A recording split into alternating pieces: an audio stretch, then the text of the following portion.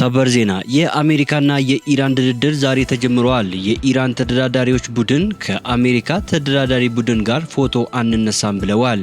በሌላ በኩል እስራኤል አሁንም ለኢራንና አሜሪካ ድርድር ጀርባዋን መስጠቷን ቀጥላለች። ዛሬም እርምጃ እወስዳለሁ ስትል ዝታለች። ድርድሩ ላይ እነማን ተገኙ?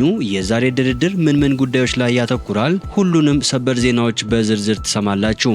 ሰላም ጤና ይስጥልኝ ውድ ተመልካቾቻችን፣ የሰዓቱን የተመራረጡ ሰበር ዜናዎችን ቀርብ ያለው አብራችሁን ቆዩ።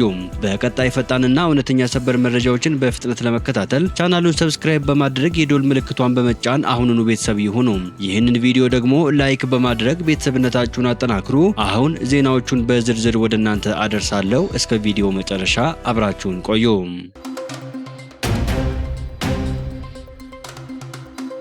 በቅድሚያ የአሜሪካና የፓኪስታን ልዑካን በድርድሩ ላይ ለመሳተፍ ስዊዘርላንድ ገቡ። የፓኪስታን ጠቅላይ ሚኒስትር ሻህባዝ ሻሪፍ እና የአሜሪካው ምክትል ፕሬዝዳንት በድርድሩ ላይ ለመገኘት ስዊዘርላንድ ገብተዋል። የፓኪስታን ጦር አዛዥ ፊልድ ማርሻል አሲም ሙኒር ከጠቅላይ ሚኒስትር ሻህባዝ ሻሪፍ ጋር አብሮ ወደ ጄኔቭ መጓዛቸው ታውቋል። ፓኪስታን በአሜሪካና በኢራን መካከል ዘላቂ የሰላም ስምምነት እንዲፈረም ስታሸማግል ቆይታለች። ይህ በእንዲህ እንዳለ የአሜሪካው ምክትል ፕሬዝዳንት ጄዲ ቫንስ በስዊዘርላንድ ድርድሩ በሚደረግበት ሪዞርት መድረሳቸው ተነግረዋል። በአሜሪካና በኢራን መካከል ድርድር እንዲደረግ የሚያስችል የ60 ቀናት ተኩስ አቁም የተደረሰ ቢሆንም የእስላማዊ ሪፐብሊኩ ግን ቅዳሜ ዕለት እስራኤል ሊባኖስ ላይ የምትፈጽመውን ጥቃት አላቆመችም በሚል ሆርሙዝን መዝጋቱን አስታውቋል። የአሜሪካ ጦር ግን ወሽመጡ ክፍት ነው ሲል አስተባብለዋል። የኢራን የውጭ ጉዳይ ሚኒስቴር ዛሬ በስዊዘርላንድ በሚካሄደው ድርድር በቅድሚያ የአራትዮሽ ውይይት እንደሚካሄድ አስታውቀዋል። ኢራን፣ አሜሪካ፣ ኳታርና ፓኪስታን በተራራ ላይ በተሰየመው በጀንስቶክ ሪዞርት ተገናኝተው ይወያያሉ። የሚኒስትሩ ቃል አቀባይ እስማኤል ባጋይ ለሀገር ውስጥ መገናኛ ብዙሃን ቴሄራን መጀመሪያ ላይ ከአደራዳሪዎቹ ኳታርና ፓኪስታን ጋር ትወያያለች ብለዋል። ስብሰባው የሚሆነው በዚህ ሳምንት በሁለቱ ሀገራት ፕሬዝደንቶች የተፈረመው የመግባቢያ ሰነድ ተግባራዊነት ላይ እንደሆነ ጨምረው አስታውቀዋል። ድርድሩ የሚካሄድበት በጀንስቶክ ሪዞርት የዓለም አቀፍ የዜና ርዕስ የሆነው በአሜሪካና ኢራን መካከል የሚካሄደው ውይይትን እንደሚያስተናግድ ከተሰማበት ጊዜ አንስቶ ነው። ይህ ቅንጡ ሪዞርት ወሳኝ ዲፕሎማሲያዊ ንግግሮች የሚካሄዱበት የአውሮፓ መዳረሻ ሆነዋል። በጀንስቶክ እንደ አውሮፓውያን አቆጣጠር በ2024 ሰኔ ወር ላይ ለ2 ቀናት የተካሄደውን የዩክሬን የሰላም ጉባኤ አስተናግደዋል። በዚህ ጉባኤ ላይ ሩሲያ ባትገኝም ከ90 በላይ ሀገራትና ዓለም አቀፍ ድርጅቶች የመጡ ተወካዮች ታድመው ነበር። የኢራን የውጭ ጉዳይ ሚኒስቴር ቃል አቀባይ እስማኤል ባጋይ በስዊዘርላንድ በሚደረገው ንግግር የስምምነቱን መጣስ በግልጽ በማሳየትና የመፍትሄ መንገዶችን በመለየት የቴሄራን ተልዕኮ ቅድመ ሁኔታዎቿን ማቅረብ ላይ የሚያተኩር ነው ብለዋል። ሳዳ ቫሲማ ለተባለው መገናኛ ብዙሃን እንደተናገሩት በስዊዘርላንድ የኢራን ልዑክ ሲገኝ ከቅዳሜ ጀምሮ ያልጸና የተኩስ አቁም በሊባኖስ መፈጠሩን ተናግረዋል። ይህም የሆነው በዲፕሎማሲያዊ የቅርብ ትብብር ምክንያት መሆኑን ገልጸዋል። ኢራን በቀላሉ ስምምነት ፈርማ የተፈጻሚነት ሂደቱ በራሱ እንዲተገበር አትተውም ብለዋል።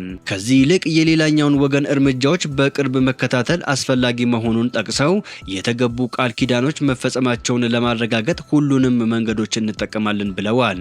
ቃል ነው ያሉት ቃል አቀባዩ ይህ መመሪያ ያለፉ ጉዳዮችን ላለመድገም አስፈላጊ ነው ሲሉ አክለውም ተናግረዋል። እስማኤል ባጋይ የስዊዘርላንዱ ንግግር ለአንድ ቀን የሚቆይና ይራዘማል ተብሎ እንደማይጠበቅም ገልጸዋል። የኢራኑ ፕሬዝዳንት መሱድ ፔዚሽኪያን በጠቅላይ ብሔራዊ የጸጥታ ምክር ቤት ሁሉም አባላት ለድርድር ድምጽ መስጠታቸውን ተናግረዋል። የኢራኑ ፕሬዝዳንት ከቴሄራን ዩኒቨርሲቲ ፕሮፌሰሮች ጋር በነበራቸው ስብሰባ ሁሉም የጦር አዛዦችና የደህንነት ምክር ቤት አባላት ከአሜሪካ ጋር ለመደራደር ድምጻቸውን መስጠታቸውን ተናግረዋል። ፕሬዝዳንቱ የአብዮታዊ ዘብ አዛዦች እንዲሁም የኢራን ጦር አዛዦች ሁሉም በስፍራው እንደነበሩ በአንድ ድምጽ ድርድሩን መደገፋቸውን ገልጸዋል። ፕሬዝዳንት ፔዚሽኪያን ሁሉም ከፍተኛ አመራሮች ድርድሩ መካሄድ እንዳለበት ተስማምተዋል ብለዋል። የዛሬ ሳምንት በሁለቱ ሀገራት መካከል ከስምምነት የተደረሰው የመግባቢያ ሰነድ የሆርሙዝ ወሽመጥን መክፈት ያካትታል። ነገር ግን ትናንት ቴሄራን እስራኤል በሊባኖስ ላይ የምታካሄደውን ወታደራዊ ዘመቻ አላቆመችም በሚል ወሽመጡን በድጋሚ መዝጋቷን አስታውቃለች። በኢራንና በአሜሪካ መካከል የተፈረመው ጊዜያዊ የሰላም ስምምነት ላይ ተጨማሪ ንግግሮች ለማድረግ በስዊዘርላንድ የተገናኙት ልዑካን ላይ ይህ የቴህራን እርምጃ ጥላ አጥልቶበታል። የኢራንና አሜሪካ ድርድር የኳታር አደራዳሪዎች በተገኙበት በስዊዘርላንድ ዛሬ ተጀምረዋል። ድርድሩ በሊባኖስ የተኩስ አቁም ላይና በኢራን እንዳይንቀሳቀሱ በተደረጉ ሀብቶች ላይ እንደሚያተኩር ተገልጿል። ኳታር በኢራንና አሜሪካ መካከል ድርድሩ መጀመሩን አረጋግጣለች። የኢራን ልዑካን ቡድን ከአሜሪካውያን ጋር በጋራ ፎቶ የመነሳት ፕሮግራም ላይ ለመሳተፍ ፈቃደኛ ባለመሆኑ የአሜሪካ ቡድን ብቻውን ፎቶ እንዲነሳ ተደርጓል። የኢራን ልዑካንም የፎቶ ፕሮግራሙ ከተጠናቀቀ በኋላ ወደ ስብሰባው አዳራሽ መግባታቸው ተገልጸዋል። በሌላ ዜና የእስራኤሉ መከላከያ ሚኒስቴር እስራኤል ካትዝ እሁድ ዕለት ጦራቸው በሊባኖስ ያለውን ስጋት ለማስወገድ ያለ ገደብ እርምጃ ለመውሰድ ነፃ መሆኑን ተናግረው ወታደሮቹ እስራኤል የጸጥታ ቀጠና በምትለው ስፍራ ላይ እንዳሉ አስታውቀዋል።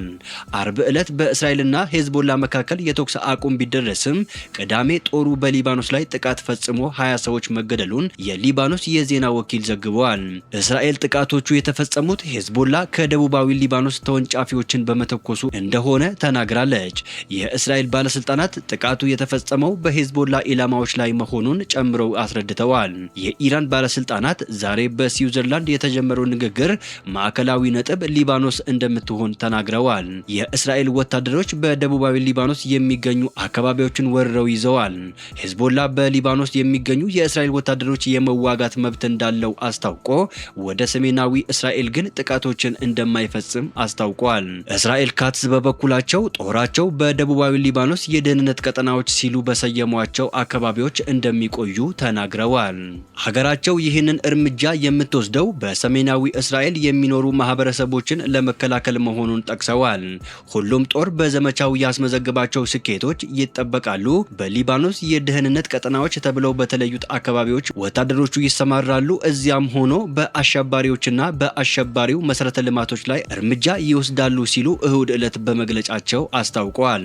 ውድ ተመልካቾቻችን የሰዓቱን የተመራረጡ ሰበር ዜናዎች ወደ እናንተ ያደረስኳቸው ናቸው።